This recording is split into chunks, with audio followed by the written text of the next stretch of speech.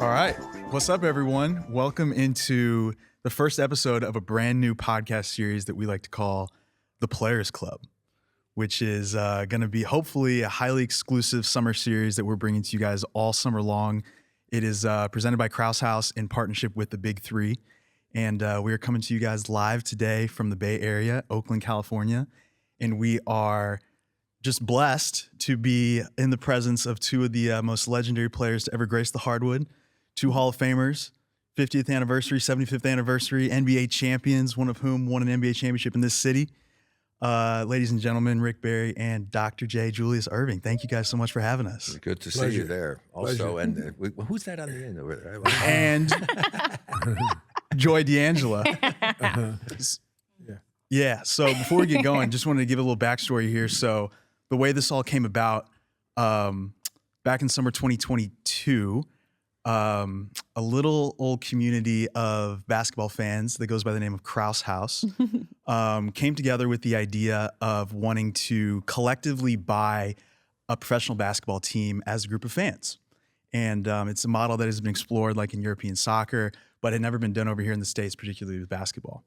And so this collective was launched, and within a year, we had scraped together enough funds and resources and talent from across the world and actually put a bid in and purchased the Ball Hogs in the Big Three League. And as you can see, this is the brand, the team that we are all donning Well, unfortunately, today. he does it because we have to play against his team coming up here. That's right. We play Tri-State tomorrow. Okay, don't.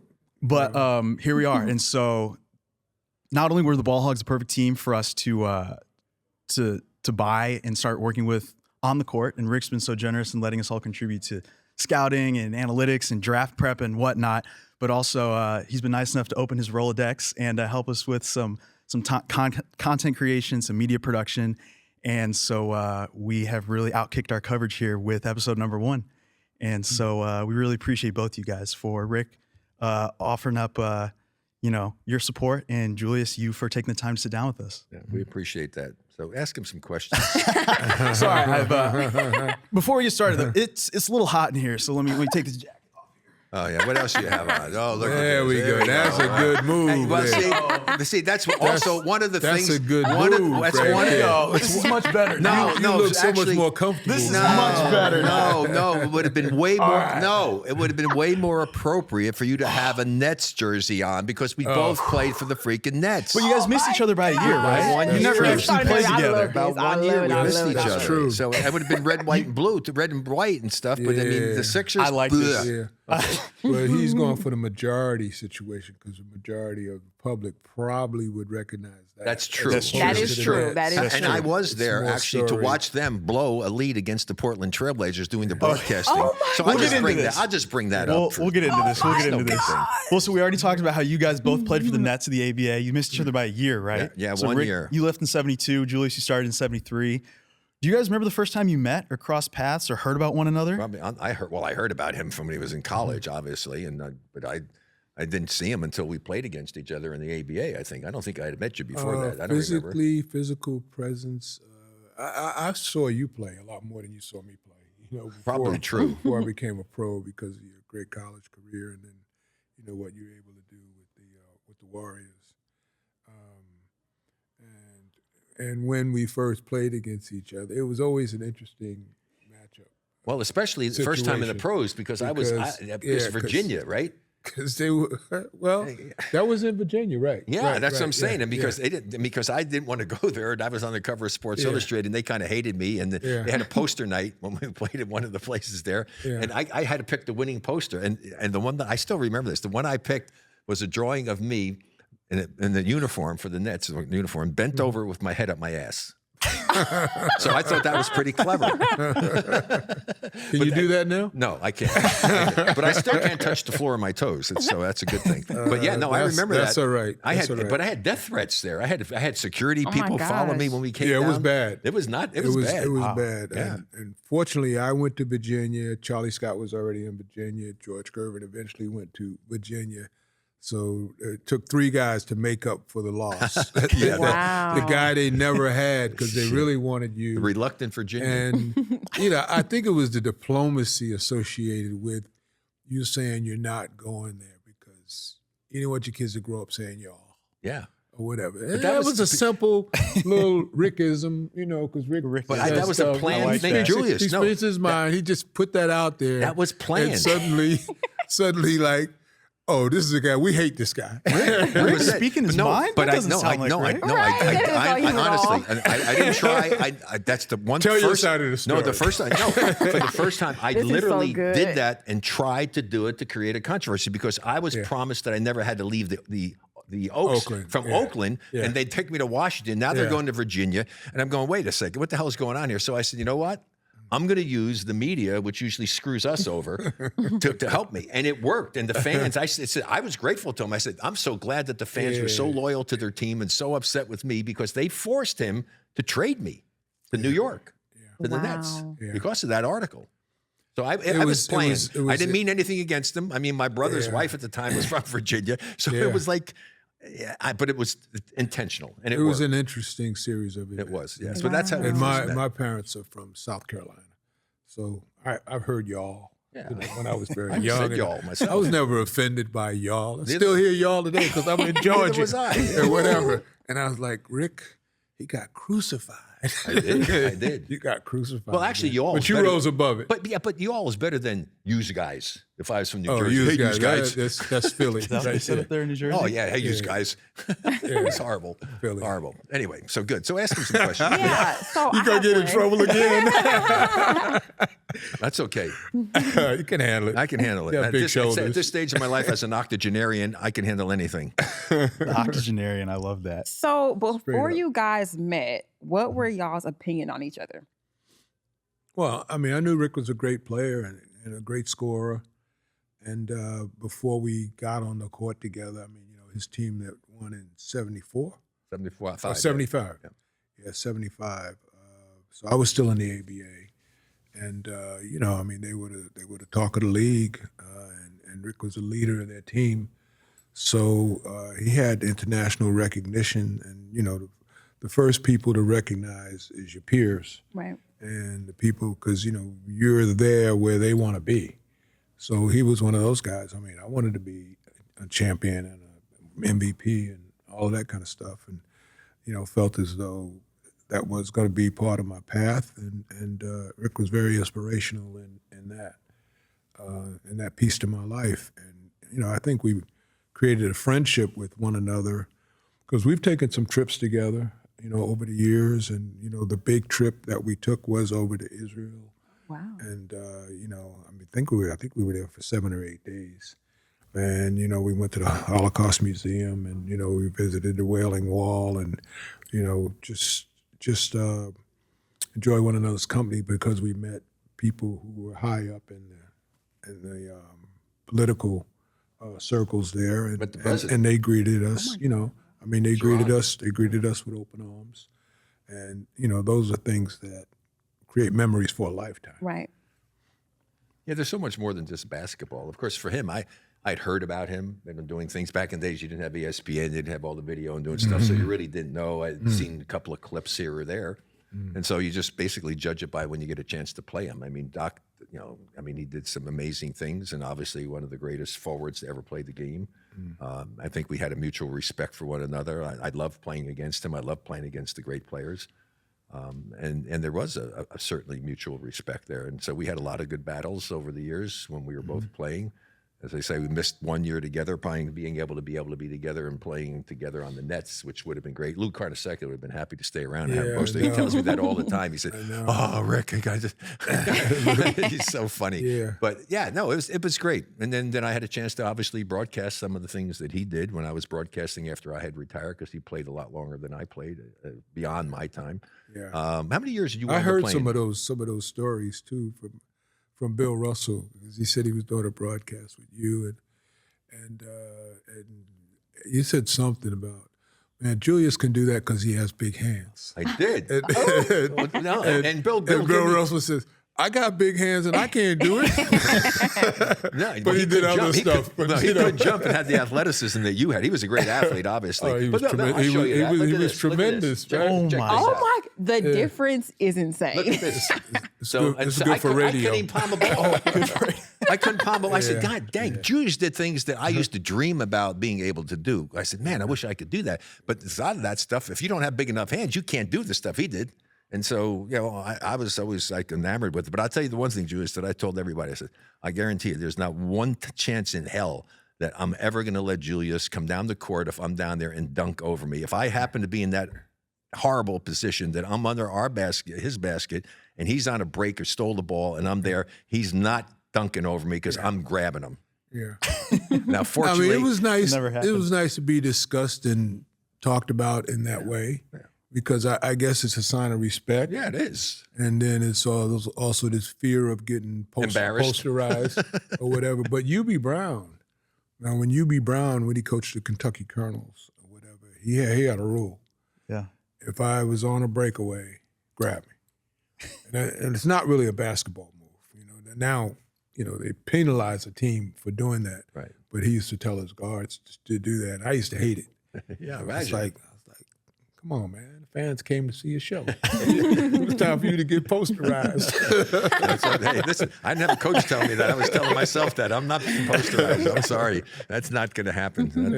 Nobody ever worry about me doing that to them. I can tell you that. But you can give them 50. I could do That's that occasionally. posterization right there. That's what do you seriously? When you think about what do you think about the thing today with these guys? Oh, When you do something records. special, you already did it. Everybody saw it. It's great. When they start doing this stuff and doing this here to me, and I mean, come on. I blame the coaches for that. I really do, because I know when I coached and stuff in the minor league and stuff, I told my players, this is not about you. This is about the team. And if you do something really great out there, everybody saw it. They're recognizing it. Don't be drawing attention to yourself. And in fact, make it like it's no big thing that you do it all the time. Okay? And you'll get enough attention. I'm with you on that. Thank one. you. And I love the effect that it's having on elementary school basketball players, because they watch the NBA and they watch guys beating their chests and celebrating the moment. And when I came up, I mean, if we didn't win the game, we couldn't even talk on the bus. We get on the bus and it's like, man, guys, we let ourselves down. So I don't want to hear a whisper. We go from that gym all the way back to school, and you get out off the bus and you walk home, and you take that loss with you. So now it's celebrating moment by moment by moment, and maybe there was some validity to it, and I don't know who necessarily started it. I think Maurice Cheeks was a guy who played with me, who's a Hall of Famer. He's the one who started slapping guys 5 after they missed a free throw. Doc, I'm so glad you brought that. I said to myself, my God, who the hell started this thing and guy missed It a was free Maurice throw? Cheeks, Oh man. my God. I was like, why are you doing that, man? Just smack him in the head. He said, I want to encourage him. And it became infectious, and everybody does it now. I know. I mean, they miss a free throw, and 4 guys slap them 5. Oh my Like, God. okay.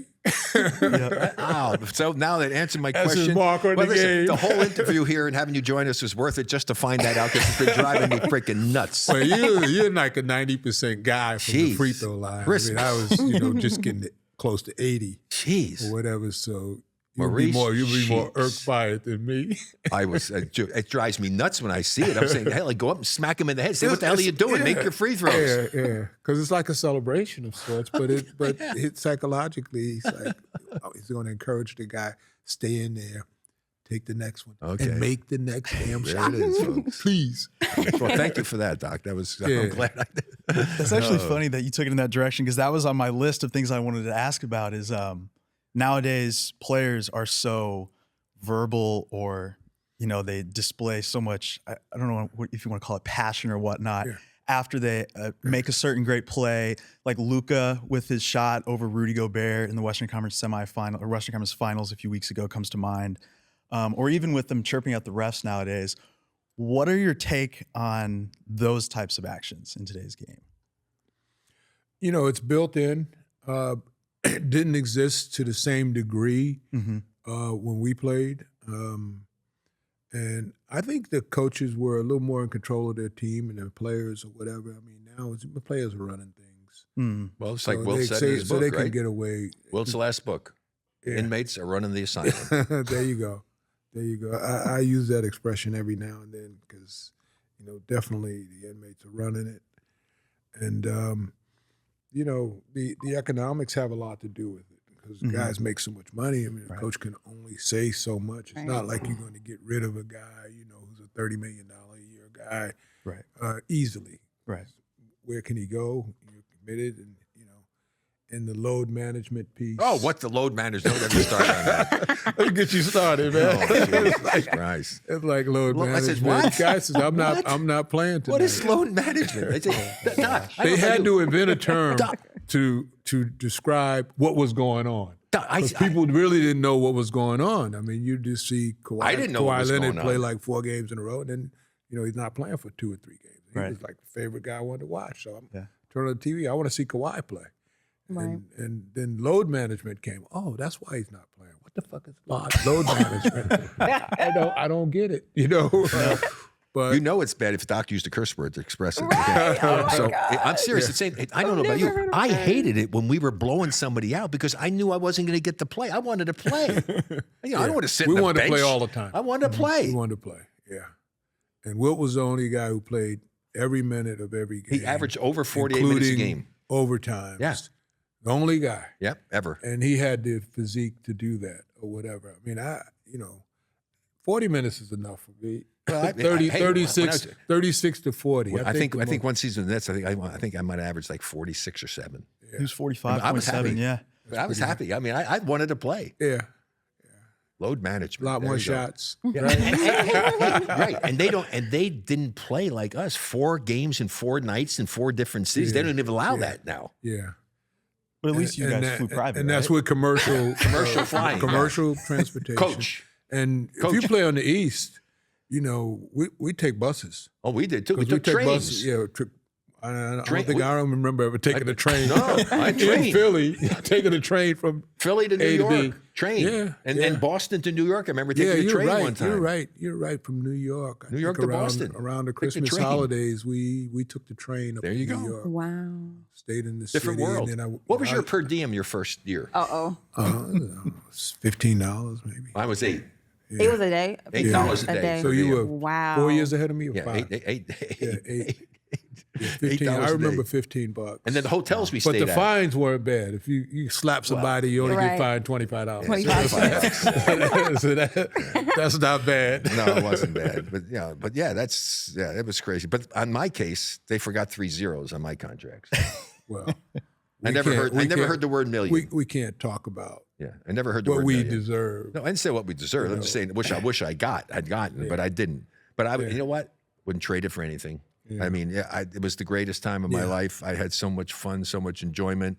Getting to be around, and doing this in the Big Three is so great. To see you and to see the Iceman and the guys that we played against and with and got to know and Lisa, to be able to do this. So Nancy. I'm so grateful to Cube for really giving me the opportunity to do this because it's been like a second life in basketball for me. It really has.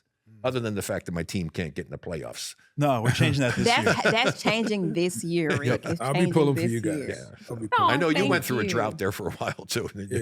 Yeah. Well, I'm glad that you mentioned that. How special is it for you, and for like the both of you to there's a lot of legends coaching in the Big Three. So how surreal is it for you to kind of be here and witness it from your lenses?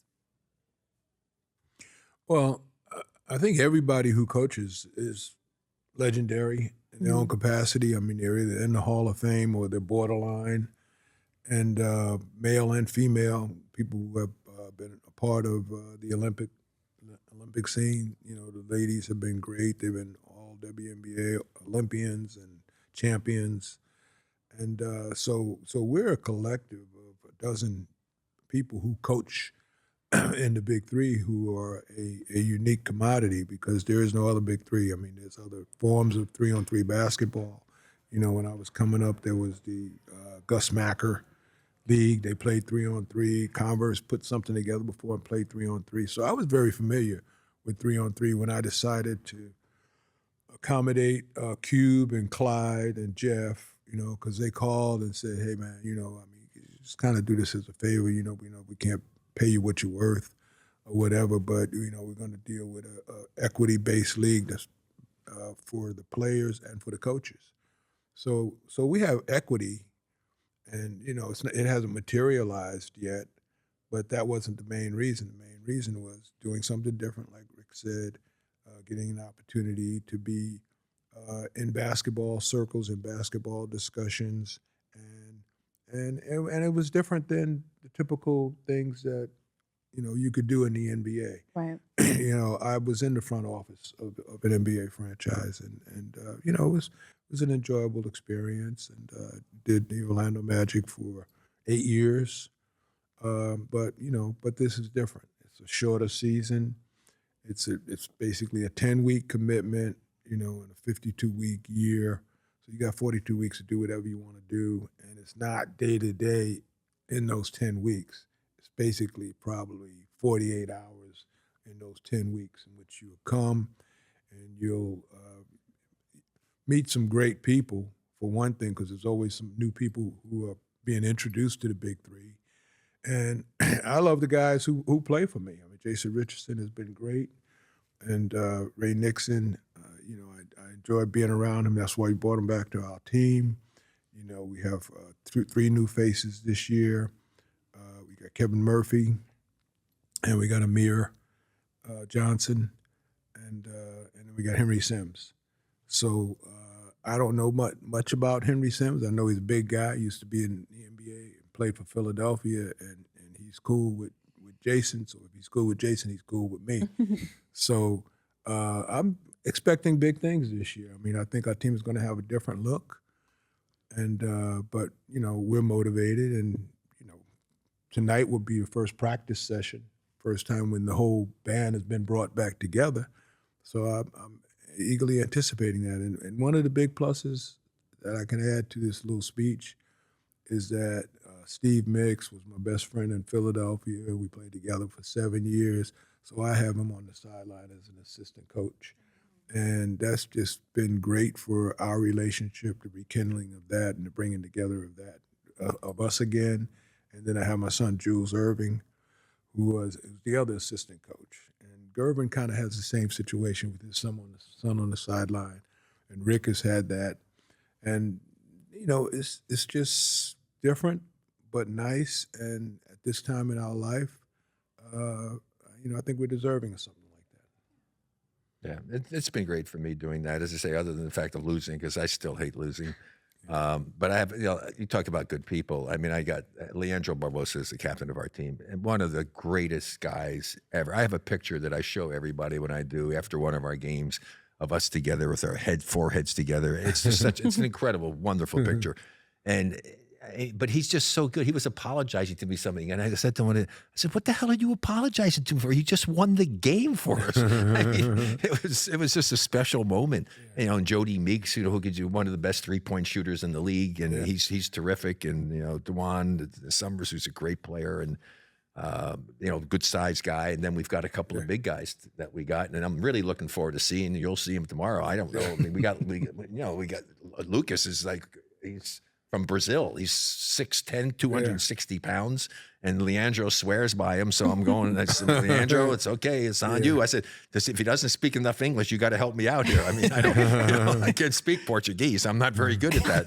So it's fun. We're really looking forward to it. And we came close last year, and we had one game kind of stolen from us, and we just played really poorly. In another game, shot the ball really badly, and you're just not going to win if you do that. And so we missed out on the playoffs. So our goal this year is to get to the playoffs, and we have a tough opponent because, as Doc mentioned, he's got a lot of really good players as well. And it's really nice to see the guys who they still have. There's something special when you're a player, the competitive drive and the willingness, because they all want to win. Right. And they all are playing as hard as they can play, even if some of them with their advanced ages, like Leandro, I think it's like 41 right now. And some of the guys Jason's are getting up there. Jason's up there as well. So it's great to see. And then we're starting to get some other younger guys coming in, and then coming in. What we got the whole damn family coming in there right now. The one team, right? The aliens. Millsaps? Yeah, the Millsaps. I mean, Yeah. the Millsaps and the brothers. That's pretty unique, isn't it? That's going to be fun to see. We play them later in the season. Do you play them this year? Do you know? You don't know?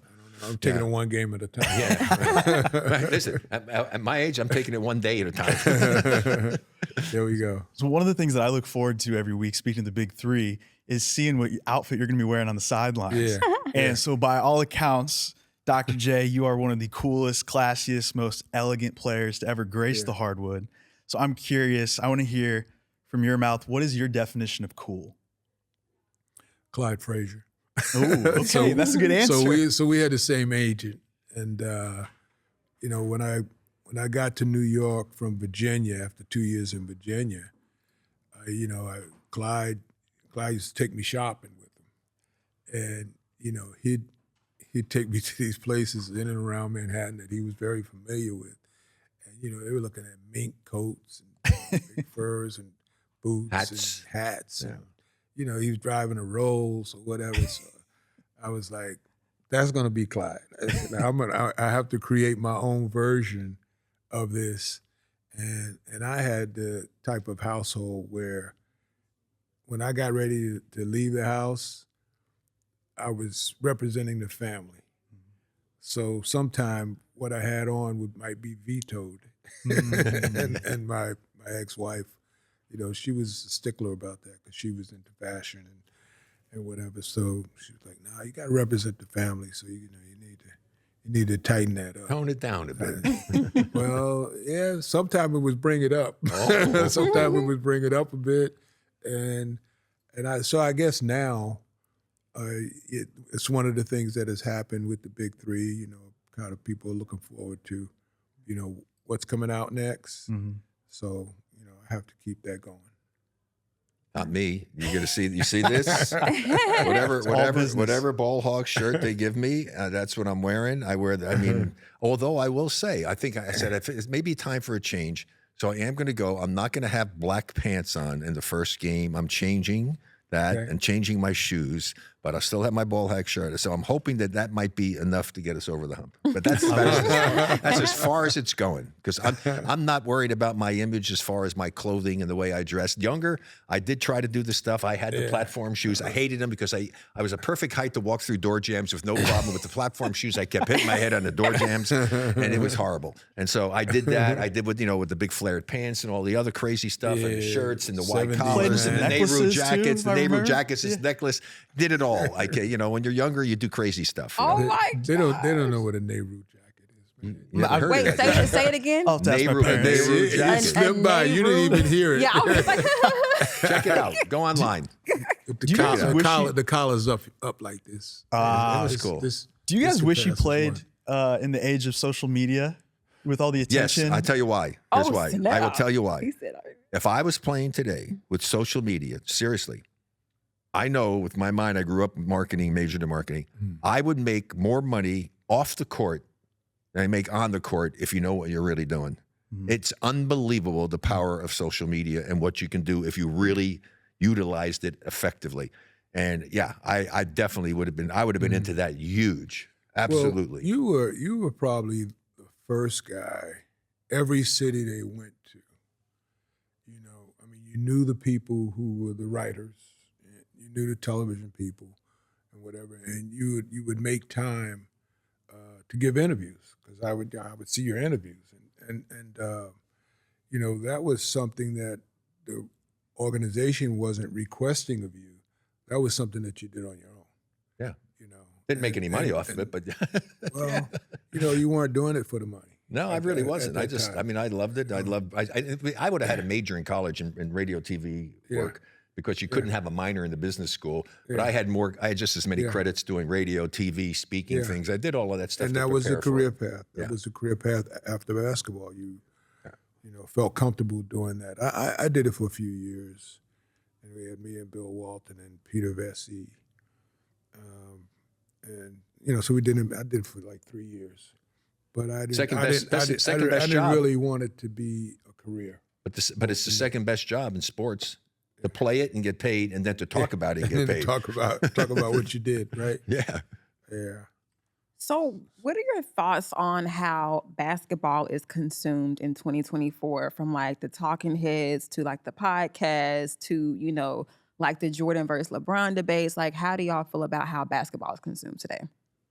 Well, it's awesome worldwide, and it's a huge worldwide phenomenon right now. I have a real problem with a lot of the talking heads out there who think they know everything about every sport.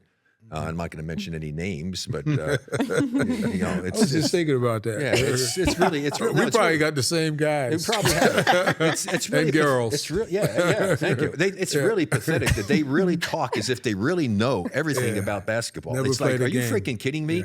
It's really hard to do, and it's hard for me sometimes to even listen. And I'm going to bring up one, and I'm going to get Doc's thought on this.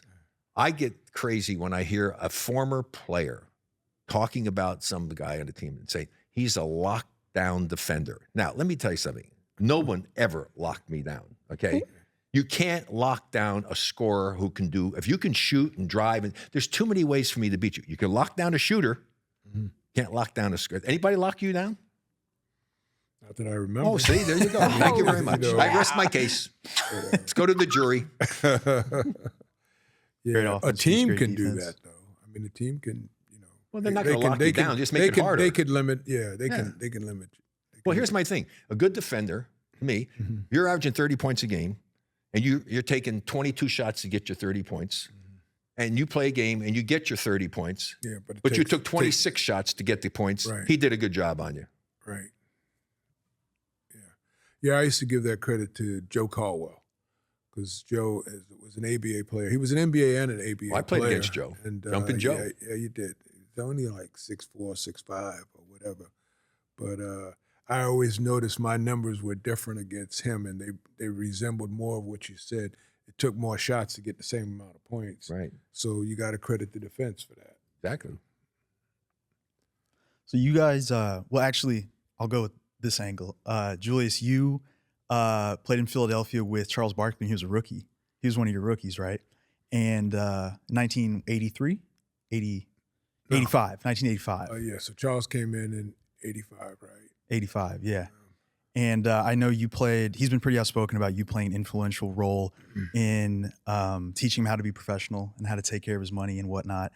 And with that, how much, you know, Charles is in the media nowadays and how beloved he is, I'd be remiss if I didn't ask about what your favorite Charles Barkley story is, either on or off the court. Favorite one? Favorite one. Ones that you can say on a podcast. Well, you know, I played golf with him a number of times. Oh, God, what an ordeal that is. I think I was in part, along with the 76ers, responsible for introducing him to the game because, you know, before training camp, we would always have a golf outing. And we'd have it at a public venue in Philadelphia. And, you know, the public was welcome to come or whatever. So, you know, Charles took to the game pretty quickly. And you know, I mean, a guy like him, he has, you know, he has some physical gifts because, you know, you generally don't see a guy who's built like a polar bear who moves like a cat. and you know, he's cat quick. He's a smart guy. And he's a little stubborn. But you know, this first golf outing, if I'm not mistaken, it was him or one of the other guys. They hit a shot. It was a par 3. And the ball goes way left, and it hits a tree, and it comes off the tree, and then it kind of hits a solid wooden thing that was there on that golf course. And the ball rolls on the green and goes in the hole. Oh. No way. Now, do you claim that as a hole in one? I would. Here's the thing. Why not? It is a that hole in just one. the luckiest thing in the world? Thank you. Then. To have happened. That's a hole Technically, in it one, is, my and I book. would say, based upon Charles's golf game, it probably was him because if it went far left of the green, that would be Charles. You have to check with him on that one to make sure it was him. But it was one of those moments. And, you know, on the bus, because those bus rides to Washington, bus rides to the Knicks, you know, there was always something going on. And Charles, he would, we had Clement Johnson on that team. Moses was on the team his first year, but then he wasn't there the second year. But anybody who was big, like Clement had big head, right? So Charles would just start talking about his big head. He said, can't nobody see the people who are out these windows because Clement's big head is in the way. And he would just start, and he found he has a personal humor about him where you don't really get mad at him. You get tired of him, but you don't really get mad at him. And he would do things like that. He never got on me too much. I think he had a little bit of respect because when he first met me, he called me Mr. Erving. Well, he did that to me too. when he was young, oh, Mr. Barry, I said, please, it's Rick, not Mr. Barry. Yeah. So, I mean, as we all know, Jerry West, he recently passed away after, having such, an amazing life and an amazing career. Could y'all speak to the legacy that he left behind? Well, let me take that first this time because Okay. I mean, he's he was ahead of me, so Right. I mean, like I was ahead of Doc. Very special. It was I got my first trip in exhibition season as a rookie was a trip we took with the Lakers against the Lakers. So I got a chance to really meet Jerry and know him and stuff. And he was very, very helpful to me and told me a lot of great things, what to expect. And I really I appreciated that a lot. And we got to be friends, and I actually played in his memory guest golf tournament that I know we were both so pissed off that we lost to a freaking actor and a singer by one shot in the Swinging Bridge tournament at Bel Air Country Club. I mean, but Jerry was a great golfer. He was a plus handicap golfer, really good golfer. But we got to be very good friends, did a lot of great things together. And before Michael Jordan came along, and I'm going to get this out quickly, there's no such thing as a GOAT in a team sport. You have to compare positions. And I wish people would stop comparing different eras. That's not right. It's insane. But he was the greatest two-guard in the NBA until Michael came along. And a special friend, and it was very sad when I heard about that. I knew he was having some health issues, but I had no idea it was that severe. So God rest his soul and bless his family. Yeah, I didn't realize he was ill, and I kind of assumed because he was 86 that maybe it was just his senior years and it was a natural passing, and I'm sure part of that is true. But over the years, every time we met, I mean, it was always a real friendly greeting. In the same year, we were selected to be recognized by position in terms of NCAA awards. So there's a Julius Erving Award, a Jerry West Award, and Kareem Abdul-Jabbar, Bob Cousy, and Karl Malone. So it's 5 special recognitions for people based on their position, based on what they were able to accomplish in the NCAA. And recently, in recent years, so I would see him at least once a year at that event to pass along those trophies to the college athletes who were recognized by their positions. And that was always cool. As a young player, Jerry used to be, as Rick mentioned, he was a good, very good golfer. I think he shot 34 at Bel Air, one back 9. And that's 2 under par for those of you who don't know golf. Yeah, I was like, I don't know what he's saying, but okay. Who don't know golf. But Billy Cunningham, Doug Moe, and Jerry West, used to always put together something with what's the former coach from North Carolina? Dean Smith. Yeah, Dean Smith. The Dean Smith event, and it would either be at Pinehurst, if Dean hosted it, or be in Colorado if Doug hosted it. So I was invited to that a number of times and got a chance to, just hang out with guys who were older, who were part of more Rick's generation than mine, or right in between, the two of us. And those are precious memories. And Jerry, the thing I remember most about Jerry is he had to go off first because he played fast. And I guess Rick's a little bit like that too, where if his first tee time's at 7 o'clock, 6 o'clock, 5 o'clock a.m. or whatever, that's going to be him because he didn't want anybody slowing him down. That he wanted to just get out there, play his game, and then get off the course. But my condolences go out to his family, his loved ones, and he was loved by more people than you can imagine. And I think the stories that will continue to come out about him will be very special. Julius, your first trip to the NBA Finals was 1977 against a Portland Trailblazers team led by a young 7-foot redhead out of UCLA by the name of Bill Walton. And I know you and Rick both played against Bill many years and had many battles against him. He's somebody else that we just lost. What will both you guys remember the most about Bill? And do you have any particularly fond stories from that 77 Finals against him? I don't know how fond those memories are. You cannot realize how many times I've been asked about that particular series, and usually, I mean, if you lose the series, the winners talk about it, losers, forget about it. Sure.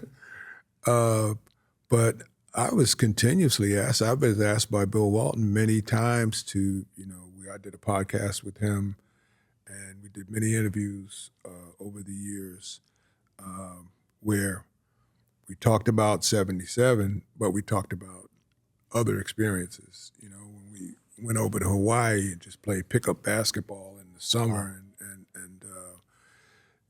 did things like that. Went to UCLA, actually played summer there with just pickup basketball. And because, we were only a couple of years apart. I think I'm 2 years older than him, or maybe he's 2 years older than me. So what I did when he passed a couple of weeks ago was I went to my phone and I looked at all the communications that we had back and forth, because Bill was one of those guys. He didn't let a second or third person, call you on his behalf. He called you directly, and I had texts and messages from him, and he always included in there, how much he loved me, and how much he respected me, and I would reciprocate in terms of how I felt about him. So that's something that is personal, and goes beyond the public service stories or public persona, because people don't really know. And I mean, he's the big redheaded guy from UCLA. He used to do all these crazy things or whatever. I'm kind of cool and calm, and my demeanor is way different. So people would not assume that we had a friendship, beyond being competitors on the basketball court, but it went way beyond that. And my memories of him will mostly be about those years and those times in which we communicated back and forth and did things together that were really non-basketball related. That's awesome. Yeah, same with me. I got to know Bill really well. We became good friends. In fact, we went on a big bicycle tour. He would raise money for the Challenge Athletes Foundation out of San Diego, and we went from Sausalito to San Diego, one of the most fun trips I ever had, and really got to spend a lot of time and get to know him really well. A very special guy. I mean, I remember he had his house and with the Deadhead, Grateful Dead, and all the crazy stuff in his house with those guys. And what I remember a lot too about him in his house in San Diego, he had one of the greatest whirlpools ever. The jets were so powerful, which I love. And I went in there and I said, "Oh, this is unbelievable." So he comes out to go in the whirlpool, and there are all these other people around there, and he comes out freaking naked. And that's Bill. I mean, that is Bill. Unpredictable. I mean, yeah, he beat to a different drum. They definitely broke the mold when Bill was born. A very special guy, did a lot of great things. And you had the privilege, you got a chance to work some with him. We tried to get to work together to do some broadcasting stuff, and ESPN wasn't going for it. So, but yeah, we were good friends and had a really great time. I was supposed to go on another, bicycle trip with him and I was training, and I got a bad bicycle accident where I was in a wheelchair for 3 months, and I couldn't go on the trip with him. But I really missed that because it was very special and really got to know him, as a person, which you didn't have. And my great story about Bill that I always remember, my first All-Star game in Atlanta, and we're playing together. And I made a living off the pick and roll play. Okay, great Nate Thurman and Clifford Ray, whatever. And now I'm here with Bill, and we run the pick and roll. We come back to the huddle, and he comes up to me to tell me what I need to do on the pick and roll play. I didn't say a word to him. Afterwards, when we got to as Bill, I really admired the fact that you had enough guts to come up to me to tell me how the hell I should run the pick and roll play. But yeah, he'll be missed. He'll be missed. Yeah. Well, we're gonna lighten it up for a second. we're gonna play a game called Rick or Julius. Are you ready? Yep. Okay, cool. So me and Christian, we're gonna throw different questions at you, and you have to say, is it Rick or Julius? So you ready? Let's get it. First question: who has the higher career scoring average? Rick. That is correct. Rick has he averaged 24.8 per game. So, Hold it. Time out. Counting both the ABA and the NBA. ABA and NBA or Both- just NBA? Both All career, I think this is. both his career. Rick was career. 24.8 and Julius is 24.2. Yeah, Just barely. Very good. Edged him out. right. So, all right. Score one for Rick. Hold it. okay. And what's the total amount of points? Well, you played longer than I played. Oh, so that's Julius. You're at That's Julius. you're at Average. 20. She said You're at average. 24. We're getting hot. We're You're getting at- some. on the She average. said average. He Yeah, had a higher average. Yeah, Yeah, yeah. higher You're at But he 20 took more shots too. That's probably true. You probably did. Probably did. Yeah. And I'm proud of You it. probably did. And you would do it again. I do it right. But you were close. You were 0.06 points per game behind him. So that's very close. That's close. I should have played another year. There you Damn go. it. And I shouldn't have gone to Houston to play 2 years where I didn't get to shoot the ball very often. There you go. There you go. Let's right. not talk about not getting to shoot the ball. I went from 25 shots a game with the Nets to 15 in Philly. Oh, well, you think that's bad? I went from 25 shots a game down to 11 How with did the that with, happen? with the Houston. Rockets. Yeah. Yeah, that was the Rockets. Thank you. though. Yeah, That's yeah, Philly, well, man. yeah, Come on, okay, this is yeah, there we Philly. go, yeah. What are you talking about? Yeah, I know. All right. Were you the leading scorer on the team? No, I passed the. I went passed to the- 15 shots. I passed the two and I Hall was of the leading Famers. scorer on the team. Yeah, I passed to Moses. I passed to Calvin Murphy. I passed to Mike Newland. I mean, I passed to Rudy Tomjanovich. I was the point guard It's like basically because they got rid of John Lucas. Yeah, It's a rude awakening. I was in the top 10 in the I city. don't want that job. I don't want to be the guy passing to everybody. You know, Doc, I tell you the truth. If I could come back and play basketball now, and I could be younger and do stuff with the technology, I would be a point guard because I was quick enough to do. I was quicker than our guards, and I think that was the thing about me that differentiated me. Then you came along and did stuff that people only dream about, like I said. But I was quicker than the guards and all. But you control the destiny of your team when you have the ball. I tried to do it at the forward spot. You know, Luka's a perfect example. No. If you had Luka's role now, if you had Luka's role now, But I wouldn't do as much as he does trying to get his own shot. You know what I'm saying? I'd love creating. I got more pleasure out of making a great pass to a teammate for a basket than I did. Yeah. My goal would be to be agree. like Steve Nash. I'd rather get 15 or more assists a game. That would be, if I had something to look at, I want to get 15 or more assists. And here's the thing I loved about the difference in guards. I love Magic, obviously Don Stockton, some of the greatest guards. The thing I loved about Steve Nash so much, Steve Nash wanted to he'll get 15 assists for you, but if you needed 30, he was willing to go out and get you 30, and he could do that. That's what I loved about him. Magic was kind of like that too. Go ahead. What's the next question? All right, go ahead. Next question is, who has more ABA scoring titles? Doc. Scoring titles? More ABA scoring titles. Winning scoring title, leading the league in scoring. Leading the league in points per game. Well, I did it one time. I led the league in scoring one time only, but I would say probably Doc. Yeah, I have two individually and one with George McGinnis. That is correct. Thank you. Julius led the ABA in scoring in 73, 74, 76. Rick, you actually did it twice. Oh, I 67, did it? 69. There you go. Didn't even know you led the league in scoring. Here's the thing. You know what? I tell you, I never, ever in my life ever went out to try to score a certain number of points. I just went out and played and took what happened in the game. I never tried to score points. To, think about, I'm going to go out and get 30 tonight or try to get 30. Never. And nor did we know what the outcome of the game was going to be. No, I want to win. I went out to win. I used to see the thing in the newspaper, and they say, this team's favored by 6 points, this team's favored by 8 points or whatever. I said, who's figuring this stuff out? I don't know. I go into a game, and it could be the best team in the league or it could be the worst team in the league. There was no way I could predict the final score. I would never bet. I would never bet on an NBA game. You just do not know. No. Yeah. Did you ever? I mean, did you ever go out? I never thought about it. I just went out to do one thing: try to win. Yeah. I mean, that's what it was about. But the specifics in terms of 8 points, 6 points, whatever, the point spreads and whatever, Yeah. I never could grasp that. I was saying, these guys, they must be smarter than me. Next, All right, last one. Who has the higher career single game scoring total? Rick or Julius? I might have that over him. Do you remember I might what have 64 points. was yours? Right, 63. You know what? 63. That's correct. How many shots you take? I don't know. 62. 62 shots. No, one game I played, this is a great story.